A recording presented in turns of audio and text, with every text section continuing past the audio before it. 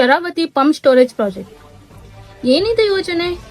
UNESCO ಪಟ್ಟಿಯಲ್ಲಿರುವ ನಮ್ಮ ಪಶ್ಚಿಮ ಘಟ್ಟಗಳಲ್ಲಿ ಬರುವ ಶರಾವತಿ ಸಿಂಗಳಿಕ ಅಭಯಾರಣ್ಯದ ಹೃದಯ ಭಾಗವಾದ ಮಳೆಕಾಡುಗಳಲ್ಲಿ 15,000ಕ್ಕಿಂತಲೂ ಹೆಚ್ಚು ಮರಗಳನ್ನ ಕಡಿದು ಭೂಮಿಯನ್ನ ಕೊರೆದು ಪಂಪಿಂಗ್ ಮೂಲಕ ಕೇಡುಸೊಪ್ಪದಿಂದ ತಲಕಳಲೆ ಡ್ಯಾಂಗೆ ನೀರನ್ನ ತಲುಪಿಸಿ ವಿದ್ಯುತ್ ತಯಾರಿಸುವ ಒಂದು ಯೋಜನೆ.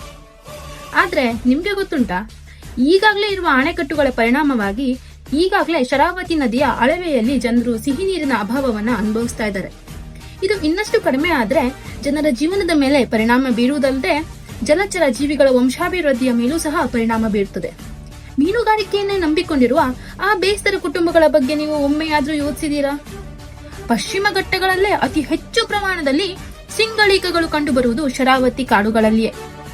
ಅವು ಹಾಗೂ ಇತರೆ ಪ್ರಾಣಿ ಪಕ್ಷಿಗಳು ಎಲ್ಲಿಗೆ ಹೋಗಬೇಕು?